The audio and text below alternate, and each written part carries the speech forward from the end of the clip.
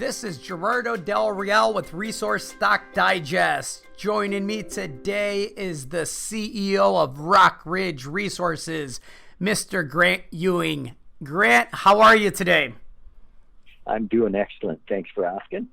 You and I chatted about a month or so ago, and I just joked off air that it's a drastically different market. Companies that have exposure, not just to gold, but now gold and copper are increasingly getting the attention of not just institutional investors and speculators, but the retail side and the generalist. And that's very positive, obviously, for companies like Rockridge, because you have an exciting gold project, but you have a very exciting copper asset as well. For people that are new to the space, because there's a lot of them, can you provide a brief overview of the company and the assets, and then we can talk about the latest bit of news here from this morning? Yeah, certainly. So Rockridge is a mineral exploration and development company focused on its main gold asset at the moment, the Rainy Gold Project.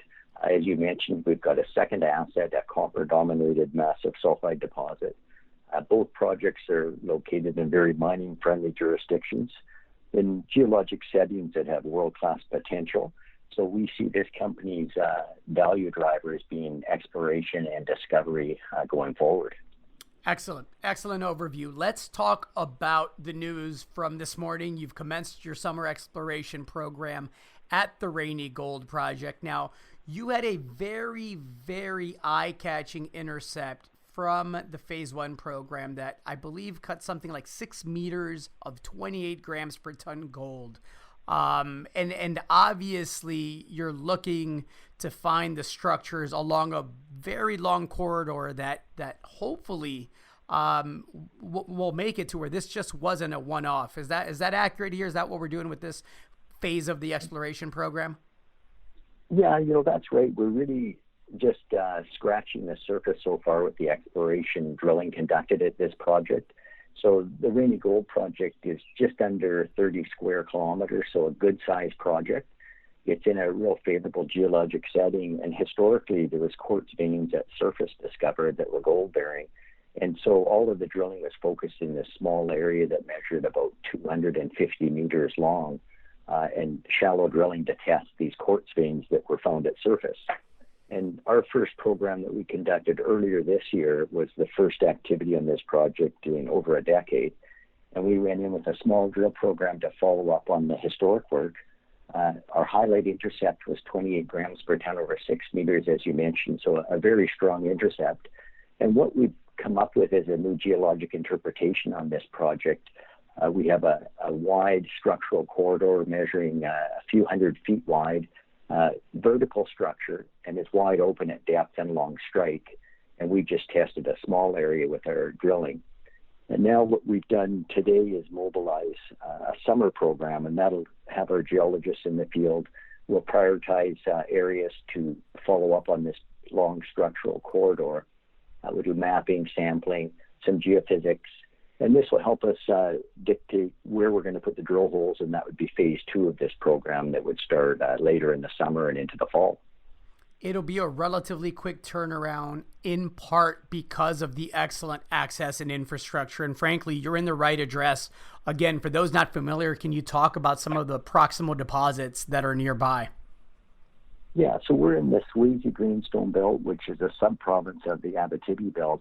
And this is a world-class geologic setting with major deposits discovered in the Timmins and Kirkland Lake areas to the east and to the northeast.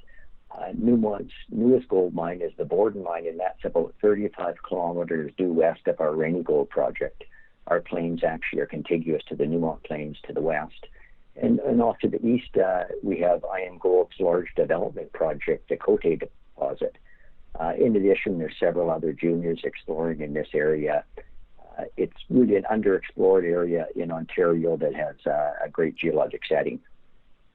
Excellent. Can we talk about the Knife Lake deposit and that project? Because again, I think that slowly but surely copper is back on the radar of a lot of speculators, and that's a quality asset. That's a perfect complement to Rainy. Yeah, it's a great complement to our Rainy project. It's a copper-dominated massive sulfide deposit. This was discovered back in the 60s, and Rockridge has the option to earn 100% interest in the asset.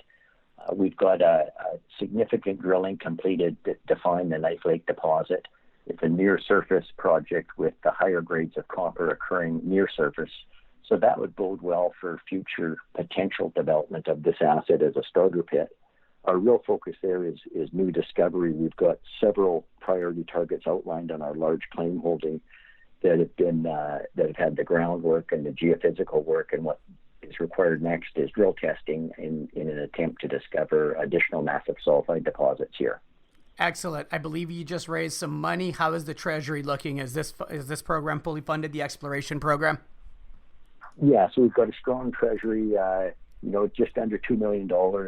We just did a raise here, and the money would go towards our field program at Rainy and then into the drill program phase 2. So that's all fully financed. And we'll look for some active news flow over the coming weeks as we get going on this Rainy program. Fantastic. Grant, thank you for the update. I appreciate it. I'm looking forward to having you back on to go over those targets and obviously the results of the multi-pronged exploration approach that you're taking here to Rainy. Thanks again. Yeah, thanks, and great talking to you today. Take care, Grant. Okay, bye-bye.